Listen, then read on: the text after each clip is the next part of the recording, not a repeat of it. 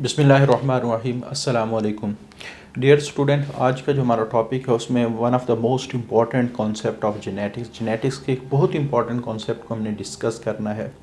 पहले हम उसकी समरी को डिस्कस करेंगे, फिर डिस्कस करेंगे कि ये कॉन्सेप्ट डिवेल्प कैसे हुआ, हिस्ट्री क्या क्या है उसकी। तो सबसे पहले क्या, व्हाट इज़ जीन, जीन है क्या, जो जीन कैसे काम करते हैं, या इन शॉर्ट ये कह सकते हैं कि जीन पार्ट ऑफ डीएनए है और हमें पता है कि डीएनए न्यूक्लियोटाइड का मजमूआ है। तो जीन के अंदर एक स्पेसिफिक सीक्वेंस ऑफ न्यूक्लियोटाइड मौजूद होती है। अब ये सेल क्या करता है, स्पेसिफिक सीक्वेंस ऑफ न्यूक्लियोटाइड को पढ़ के अमाइनो एसिड को स्पेसिफिक सीक्वेंस के साथ जोड़ता है। जब ये अमाइनो एसिड स्पेसिफिक सीक्वेंस के साथ जुड़ जाते हैं तो उसके बाद स्पेसिफिक प्रोटीन्स बनती हैं। अमाइनो एसिड के मिलने से प्रोटीन बनेगी। अच्छा, ये प्रोटीन डायरेक्टली काम भी कर सकती हैं, किसी हार्मोन्स की शक्ल में काम भी कर सकती हैं, लेकिन मेजॉरिटी ऑफ केसेस में जो स्पेसिफिक प्रोटीन है वो स्पेसिफिक एंजाइम बनाती हैं। तो और स्पेसिफिक एंजाइम्स फिर स्पेसिफिक केमिकल रिएक्शन परफॉर्म करते हैं, स्पेसिफिक केमिकल रिएक्शन परफॉर्म करते हैं। उन स्पेसिफिक केमिकल से ऐसे कंपाउंड्स बनते हैं जिससे फंक्शन भी परफॉर्म होते हैं, जिससे बॉडी के स्ट्रक्चर भी बनते हैं। और ये जो फंक्शन और स्ट्रक्चर मिलके एक ऑर्गेनिज्म की, एक इंडिविजुअल की बॉडी बनाते हैं। यानी आप बॉडी में दो ही चीज़ें हो रही हैं, या तो स्ट्रक्चर है या फंक्शन है। तो उन फंक्शन और स्ट्रक्चर को कैरेक्टरिस्टिक ऑफ ऑर्गेनिज्म कहते हैं। कैरेक्टरिस्टिक यानी इन शॉर्ट जीन ने एक ऑर्गेनिज्म की कैरेक्टरिस्टिक बनानी है।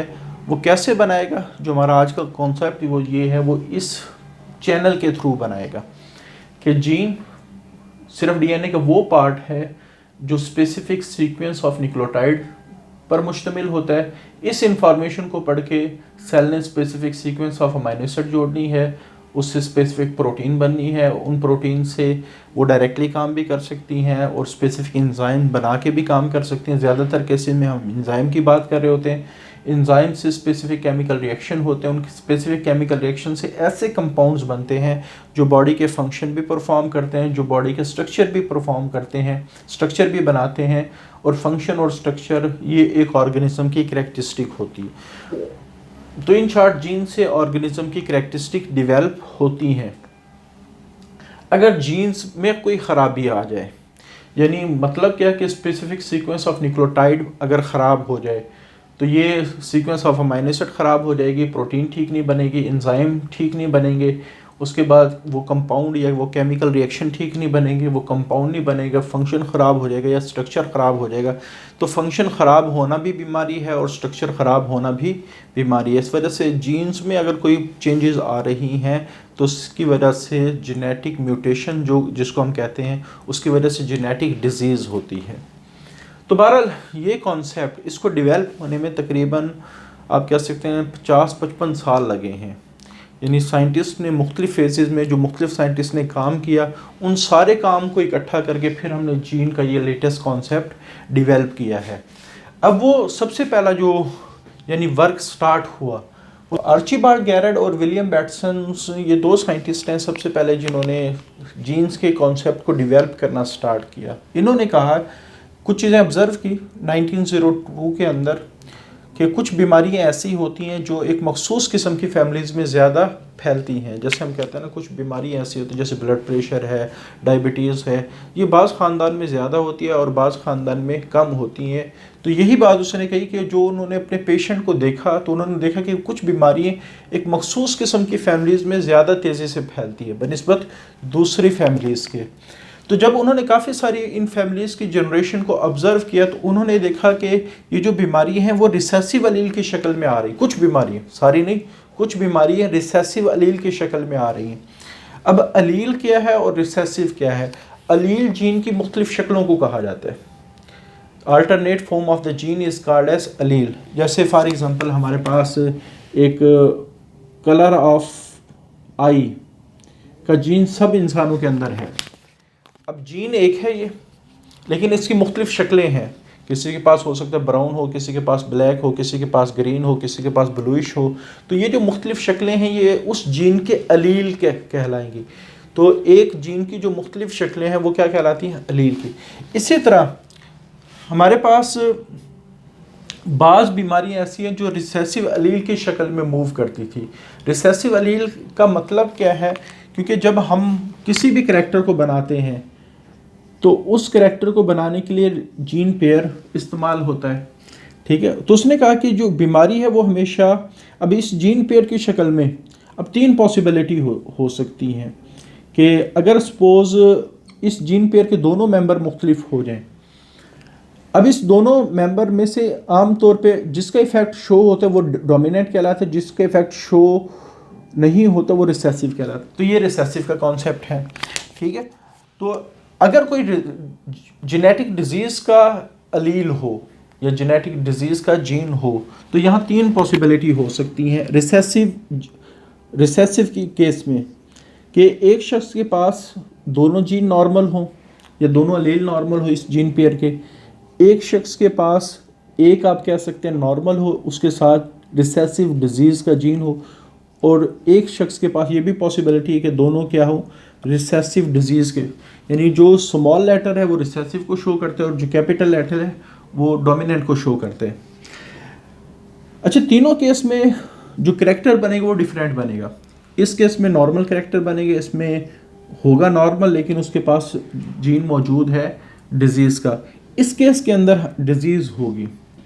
तो उसने देखा कि बाज़ केसेस ऐसे थे जिनमें डिजीज़ होती थी और उनका जो पैटर्न था वो रिसेसिव अलील की तरह का था। यानी रिसेसिव अलील उस वक्त अपने आप को शो करेगा जिस वक्त दोनों अलील होमोजाइगस कंडीशन में हो, यानी एक जैसे हों, और ये उसी वक्त पॉसिबल है कि दोनों वालिदैन से ये जीन आ रहे हों। तो हमें कैसे पता चलेगा कि एक रिसेसिव अलील ने अपना काम शो किया है, कि अगर पेरेंट्स के दोनों मेंबर के अंदर डिजीज़ हो का जीन हो, फादर के अंदर भी हो मदर के अंदर भी हो, तब अगली जनरेशन में पॉसिबिलिटी है कि ये दोनों अलील एक जैसे हैं। और हमेशा रिसेसिव अलील उसी कंडीशन में अपना इफेक्ट शो करता है जब ये दोनों होमोजाइगस कंडीशन में हों। तो सबसे पहले उसने देखा कि ये जो बीमारियां हैं ये रिसेसिव अलील की शक्ल में काम कर रही हैं, कि जब दोनों पेरेंट्स से ये उसकी इंफॉर्मेशन आ रही होती है तब जाके बच्चों में ये डिजीज़ शो होती है। अच्छा, दूसरा ये मेंडल के लॉ को भी फॉलो करती है।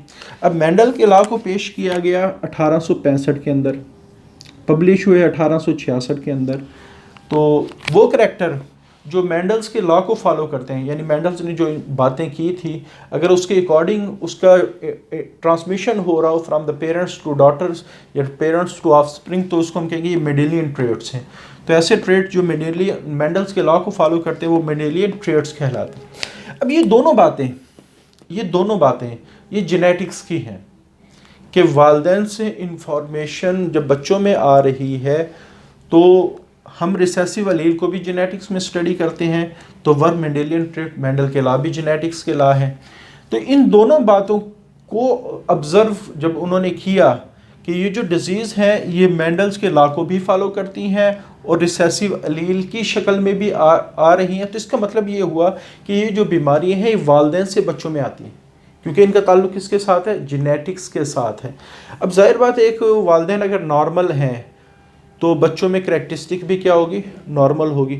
अगर वालिदैन के अंदर जो जेनेटिक इन्फॉर्मेशन है उसमें कोई बदलाव आ गया, कोई चेंज आ गई, कोई म्यूटेशन हो गई, तो आने वाली और ख़राब म्यूटेशन हुई, तो आने वाली जो इन्फॉर्मेशन है जब उसमें चेंज आ गया तो जो बच्चों के अंदर करैक्टर डेवलप होंगे वो नॉर्मल नहीं होंगे, बल्कि चूँकि इन्फॉर्मेशन कहीं से चेंज हो गई है तो बच्चों में करैक्टर भी क्या होंगे, एबनॉर्मल होंगे, यानी उनको डिजीज़ हो जाएगी। तो उन्होंने इन दो ऑब्जर्वेशन की बिहाफ पे कि कुछ बीमारियां रिसेसिव अलील की शक्ल में, कुछ बीमारी और ये वाली बीमारी मेंडल्स के लॉ को भी फॉलो करती हैं, तो उन्होंने कहा कि ये जो बीमारियां हैं इनका ताल्लुक ज़रूर हेरिडिटी इन्फॉर्मेशन से है, ज़रूर जेनेटिक इन्फॉर्मेशन थे। उन्होंने कहा कि ये बीमारियां बच्चों में कैसे मुंतकिल हुई कि वो फैमिलीज़ जिनमें ये बीमारी कॉमनली पाई जाती है उनके जो आबाओ अजदाद हैं उनके इंसेस्टर में कोई म्यूटेशन की वजह से हेरिडिटी इन्फॉर्मेशन ख़राब हुई, हेरिडिटी इंफॉर्मेशन के ख़राब होने से जब वो अगले जनरेशन में आई तो वो डिज़ीज़ की शक्ल में एक्सप्रेस हुई। तो यही उन्होंने कंक्लूजन निकाला कि जब उन्होंने देखा कि ये तो मेंडल के लॉ को फॉलो कर रही है, तो इसका मतलब जेनेटिक्स से इनका ताल्लुक है, तो resulted from the changes in the heredity information. तो ये बीमारियाँ लाजमी तौर पे हेरिडिटी इंफॉर्मेशन में बदलाव की वजह से हुई होंगी। और ये हेरिडिटी इंफॉर्मेशन किन की ख़राब हुई? इंसेस्टर की। फिर वो इंसेस्टर से डिसेंडेंट की तरफ आई। तो Garrett investigated several disease in detail. तो पहली चीज़ जो गैरेट के ऑब्जर्वेशन से प्रूव होती है कि एक बीमारी वालदैन से बच्चों में भी आ सकती है।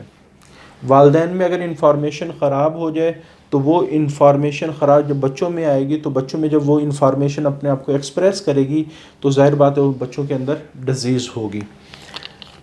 अच्छा, यहाँ तक अभी तक जो कॉन्सेप्ट यानी गैरेट ने दिया, ये सारे क्लासिकल जेनेटिक्स से ताल्लुक़ रखता है। किससे ताल्लुक़ रखता है? क्लासिकल जेनेटिक्स से। क्लासिकल जेनेटिक्स होती क्या है? कैसी जेनेटिक्स जिसमें जो चीज़ें नज़र आ रही हैं वो जो एग्जैक्ट मैकेनिज़्म है जिसमें उसको स्टडी ना किया जाए। जैसे मेंडल ने जितने भी एक्सपेरिमेंट किए थे वो क्लासिकल जेनेटिक्स कि मेंडल्स को जितना भी कुछ नज़र आया उसने उस ऑब्जर्वेशन की कहानी बनाई और कहानी को पेश किया। कोई एक्सपेरिमेंटली प्रूव नहीं हुआ कि ये वाकई ही ये बात है या नहीं है। हाँ, ये अलग बात है कि बाद में जब उस कहानी के ऊपर रिसर्च की गई तो बाद में पता चला कि मेंडल ने जो कुछ ऑब्जर्वेशन के बाद जो रिज़ल्ट निकाला था, अगर हम उसके इंटरनल मैकेनिज़्म को भी स्टडी करें तो वो उसका रिज़ल्ट ठीक था। इस वजह से वो मेंडल्स के ला बन गए। तो क्लासिकल आप कह सकते हैं क्लासिकल जेनेटिक्स में एक जो एक्सपेरिमेंट के ऑब्जर्वेशन के बाद जो रिज़ल्ट निकाला जाता है, अब उसके इंटरनल काज को, इंटरनल मैकेनिज़्म को स्टडी ना किया जाए, सिर्फ उस रिज़ल्ट के बिहाफ पे जो बात की जाए वो क्लासिकल जेनेटिक्स के बाद। तो गैरेट ने या फिर आप कह सकते हैं विलियम बैटसन ने जितने भी आप कह सकते हैं बातें की वो अपने ऑब्जर्वेशन की बुनियाद पे की, अपने ऑब्जर्वेशन की बुनियाद पे की कि हमें इस तरह नज़र आ रहा है, हमें ऐसे नज़र आ रहा है कि जैसे ये जो बीमारियां हैं ये वालिदैन से बच्चों में मुंतकिल हो रही हैं। अब इनको ले जाने वाला कौन है, ये किसके ज़रिए से काम करती हैं, इसको फिर स्टेप बाय स्टेप अभी बात क्या हुई कि एक जेनेटिक इन्फॉर्मेशन ख़राब होने से करैक्टरिस्टिक ख़राब हो गई, बस। अब ये जो सारी सीक्वेंस से ये काम करवाती है, इसको अभी हम नहीं, उन्होंने डिस्कवर किया। उन्होंने अभी तक ये डिस्कवर किया कि जीन्स के ख़राब होने से, ठीक है, यानी आप कह सकते हैं जेनेटिक इन्फॉर्मेशन के ख़राब होने से करैक्टरिस्टिक ख़राब होती हैं और करैक्टरिस्टिक के ख़राब होने को हम कहते हैं ये डिजीज़ है। तो उन्होंने काफ़ी सारी बीमारियों को डिटेल में स्टडी किया। उनमें से एक बीमारी अल्कैप्टोन्यूरिया थी। अल्कैप्टोन्यूरिया एक ऐसी बीमारी है जिसमें यूरिन में अल्कैप्टोन आता है। यूरिन में क्या आता है? अल्कैप्टोन आता है।